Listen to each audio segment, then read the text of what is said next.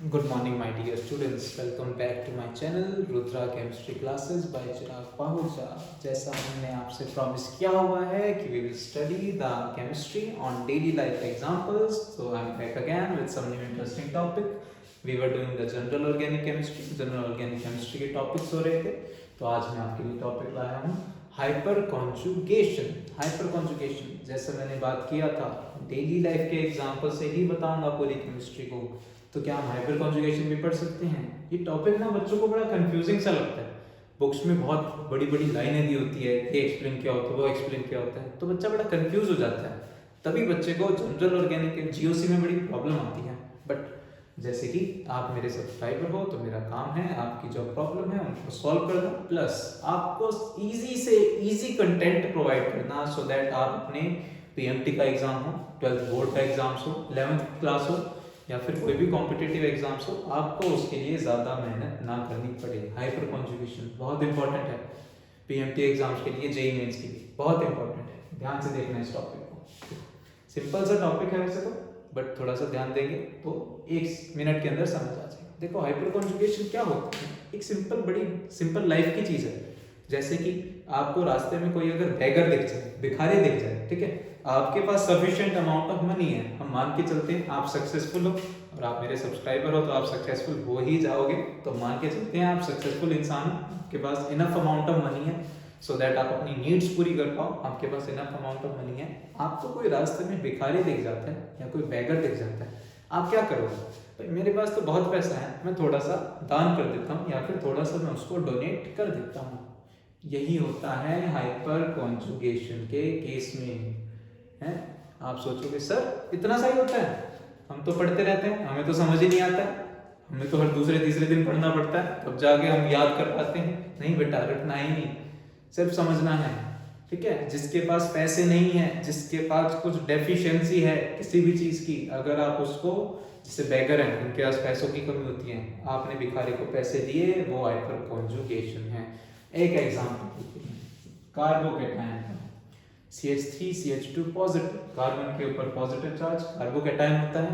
आप सबको पता ही है कार्बन के ऊपर पॉजिटिव चार्ज क्या होता है, कार्बोकेटायन. ओके बेटा, ध्यान से देखिए अब इसको. हाइपर कॉन्जुगेटिंग स्ट्रक्चर में क्या होता है, मैंने इसका एक स्ट्रक्चर बनाया है. कार्बन के 3 CH3, कार्बन पे 2 हाइड्रोजन, इस पे पॉजिटिव चार्ज. ठीक है, मैंने बस इसके स्ट्रक्चर को एक्सपेंड कर दिया है. अब देखिए कहानी क्या है, मेन इंटरेस्टिंग कहानी क्या है.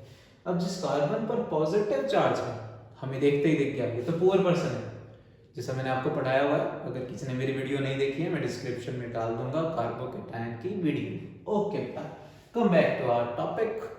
कार्बन पर पॉजिटिव चार्ज कार्बोकेटायन, इसके पास डेफिशिएंसी है पैसों की नहीं, केमिस्ट्री की लाइफ में इलेक्ट्रॉन्स की डेफिशिएंसी है इसके पास. ठीक है, इसके इलेक्ट्रॉन्स की डेफिशिएंसी कैसे कंप्लीट होगी, अगर कोई इंसान इसको अपने इलेक्ट्रॉन थोड़े से ट्रांसफर कर दे तो इसकी डेफिशिएंसी खत्म हो जाएगी. ये टॉपिक है, ये हाइपर कॉन्जुगेशन है. अब ध्यान से देखना, जिस कार्बन पे सारे CH3 है, कोई डेफिशिएंसी नहीं है, सारे बॉन्ड इंटैक्ट हैं, वहां होती है sp3 हाइब्रिडाइजेशन. मैं आपको बॉन्डिंग पढ़ाऊंगा, वहां पर इसको थोड़ा ज्यादा डिटेल में पढ़ेंगे. अगर आपको पता है तो बहुत इजी लगेगा ये टॉपिक. ठीक है, नहीं होता है तो मैं इसको बॉन्डिंग में एक दिन कवर कर दूंगा. फिलहाल आप इतना ध्यान रखें, जहां कार्बन के पास सारे बॉन्ड्स इंटैक्ट हैं, डेफिशिएंसी नहीं है, वहां है sp3 हाइब्रिडाइजेशन. और जहां पॉजिटिव चार्ज है, डेफिशिएंसी है हल्की सी, यहाँ पर है sp2 हाइब्रिडाइजेशन. इसका मतलब इसके पास एक p ऑर्बिटल वेकेंट है. यहाँ पर तो आपको पता ही है p के मैक्सिमम 3 ऑर्बिटल होते हैं, इस वाले केस में p के कितने ऑर्बिटल हैं, 2 ऑर्बिटल है. इस CH2 के पास 2 ऑर्बिटल है, एक ऑर्बिटल वेकेंट है. आपको पता है p ऑर्बिटल की शेप डंबल टाइप होती है, नहीं पता तो मैं आपको बताता हूँ. p के जो ऑर्बिटल्स हैं डंबल शेप, डंबल होते हैं ना जिससे आप बॉडी बनाते हैं, वो वाले डंबल शेप होती है. जिम में जाके बॉडी बनाते हैं वो वाली शेप है. ठीक है, p ऑर्बिटल. अब बेटा ध्यान से देखना क्या होगा, इसके पास डेफिशिएंसी है क्या, इसके पास एक अनहाइब्रिडाइज्ड का मतलब है वहां पर p ऑर्बिटल में इलेक्ट्रॉन्स नहीं है. इलेक्ट्रॉन्स कहां से जाएंगे, बिल्कुल साथ वाले कार्बन से. ये कार्बन का हाइड्रोजन बॉन्ड अपनी थोड़े से इलेक्ट्रॉन्स थोड़े से इलेक्ट्रॉन्स, ये जो गरीब इंसान था इसको डोनेट कर देगा। This is hyperconjugation. Definition क्या बन गई? The shifting of electrons from CH covalent bond, carbon hydrogen covalent bond है, दोनों ने म्यूचुअल शेयरिंग करी हुई है। The shifting of electrons from carbon hydrogen covalent bond, from shifting of electrons in carbon hydrogen covalent bond, from कहां से कहां पर? Hybridised p orbital to unhybridised p orbital. Hybridised का मतलब है वहां पर इलेक्ट्रॉन्स हैं, हमें पता है इसके पास तो फुल इलेक्ट्रॉन्स हैं, डेफिशिएंसी सिर्फ इसी के पास थी। From hybridised p orbital to hybridised p orbital to unhybridised p orbital, finish. Hyperconjugation finish. इतनी बड़ी बड़ी डेफिनेशन दी होती है बुक्स में, कुछ याद करने की जरूरत ही नहीं है, बड़ा सिंपल सा टॉपिक है। ठीक है बेटा, एक हाइब्रिडाइज्ड p ऑर्बिटल से अनहाइब्रिडाइज्ड p ऑर्बिटल में इलेक्ट्रॉन्स का ट्रांसफर, जैसे हम जिसके पास हम इनफ अमाउंट ऑफ मनी हो, वो किसी भिखारी को थोड़ा सा दान दे रहा है, बेगर को थोड़ा सा दान दे रहा है, अपने थोड़े से पैसे दे रहा है, केमिस्ट्री की लाइफ में इलेक्ट्रॉन्स दे रहा है, that is hyper conjugation. I believe कि आप ये टॉपिक को नहीं भूल पाओगे, और मैं आपको इसका एक क्वेश्चन देता हूँ, ध्यान से देखना, मैं इसको रख करूँगा।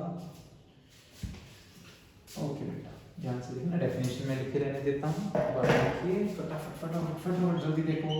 CH3 CH2 positive, CH3 C पे पॉजिटिव, CH3।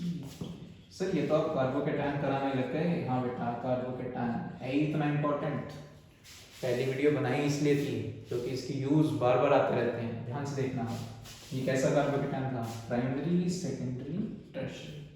ठीक है, हाइपर कॉन्जुगेटिंग की एक लाइन और याद रख लीजिएगा, more the hyper conjugating structure, more hyper conjugating structure, more stable is the compound. जितनी ज्यादा हाइपर कॉन्जुगेटिंग स्ट्रक्चर उतना स्टेबल कंपाउंड। अब बच्चों आप बोलोगे सर आपने हमें हाइपर कॉन्जुगेटिंग स्ट्रक्चर निकालने तो दिखाया नहीं, सिर्फ एक लाइन दिखा दिया आपने, तो बड़ा इजी है बच्चे। इस कार्बन पे शिफ्टिंग ऑफ इलेक्ट्रॉन्स हो रहे थे जहां डेफिशिएंसी थी, आप अभी सिर्फ इतना मान के चलिए जहां डेफिशिएंसी है उसके पास इलेक्ट्रॉन्स का ट्रांसफर हो रहा है। ठीक है, यहाँ पर कितने कार्बन इलेक्ट्रॉन्स ट्रांसफर कर रहे हैं? मैंने ध्यान से देखो क्या लिखा है, CH बॉन्ड, CH बॉन्ड से इलेक्ट्रॉन का ट्रांसफर। यहाँ CH बॉन्ड कितने हैं? 3 बॉन्ड हैं, CH3। ठीक है बेटा, तो ये कितने इलेक्ट्रॉन्स, कितने हाइड्रोजन इसको कंट्रीब्यूट कर रहे हैं इलेक्ट्रॉन्स? 3। मैंने स्पेशली CH बॉन्ड लिखा है, 3 हाइड्रोजन इसको इलेक्ट्रॉन्स का ट्रांसफर कर रहे हैं। ठीक है, तो number of hyper conjugating structure बड़ा इजी, आपकी सोच से भी ज्यादा इजी। पता नहीं इसको इतना मुश्किल बना दिया बच्चों ने। Structure is equals to number of alpha hydrogen. Sir एक नई टर्म और ले आए हो, अल्फा हाइड्रोजन क्या होते हैं? जो कार्बन डायरेक्टली अटैच है इस अनहाइब्रिडाइज्ड p ऑर्बिटल वाले से, उसके जो हाइड्रोजन हैं वो होंगे अल्फा हाइड्रोजन, क्योंकि ये होता है अल्फा कार्बन। इसमें भी जो डायरेक्टली अटैच हैं alpha carbon, alpha carbon, alpha alpha alpha, और इन्हीं कार्बन के जितने भी हाइड्रोजन हैं वो हैं अल्फा हाइड्रोजन। इस वाले केस में अल्फा हाइड्रोजन कितने हैं? 3। तो हाइपर कॉन्जुगेटिंग स्ट्रक्चर 3। इस वाले केस में 3 और 3 6 नंबर अल्फा हाइड्रोजन कितने हो गए इस वाले केस में? मैं यहाँ लिखता हूँ alpha hydrogen is equals to 6। Secondary के केस में अल्फा हाइड्रोजन 6। टर्शरी के केस में बताइए अल्फा हाइड्रोजन कितने हो गए? 3 6 9। Alpha hydrogen 9। सबसे ज्यादा अल्फा हाइड्रोजन किस केस में? टर्शरी कार्बोकेटायन के केस में। इसीलिए टर्शरी कार्बोकेटायन सबसे ज्यादा स्टेबल होते हैं। हमने कल इंडक्टिव इफेक्ट से किया था, आज हम करने वाले हैं किसके बेस पे? हाइपर कॉन्जुगेटिंग स्ट्रक्चर के बेस पे। टर्शियरी कार्बोकेटाइन सबसे ज़्यादा स्टेबल क्यों होते हैं? क्योंकि उनके number of hyper conjugating structure सबसे ज़्यादा होते हैं। ठीक है बेटा, अब मैं आपको एक पीएमटी का क्वेश्चन दिखाता हूँ, प्रीवियस ईयर का क्वेश्चन, ध्यान से देखना। क्वेश्चन नंबर 152, अगर मेरे कैमरा में क्लियरली विजिबल है प्लीज ध्यान से देखिए इस क्वेश्चन को। A tertiary butyl carbocation is more stable than secondary butyl carbocation because of which of the following? इसने ऑप्शन दिए हैं, plus are effect, minus are effect. अब रेजोनेंस इफेक्ट तो शो नहीं करता, ठीक है। नेक्स्ट देखो, हाइपर कॉन्जुगेशन, अभी हमने पढ़ा है टर्शियरी कार्बोकेटाइन ज्यादा स्टेबल था, टर्शियरी ब्यूटाइल है, टर्शियरी तो है, टर्शियरी कार्बोकेटाइन ज्यादा स्टेबल क्यों था? Because of hyper conjugation. Next option भी देख लो अपनी तसल्ली के लिए, माइनस आई इफेक्ट नहीं, CH3 group plus I effect show करता है। प्रीवियस ईयर पीएमटी का क्वेश्चन, 4 मार्क्स, कितनी देर में कर लिया मैं? Maximum 5 minutes, 4 marks, full marks मिलेंगे आपको 5 मिनट के अंदर 4 मार्क्स। 720 का पेपर होता है, 600 से ऊपर चाहिए तो क्वालिफाई करने के लिए। कितनी देर में हो गया हमारा? 5 मिनट में 4 मार्क्स।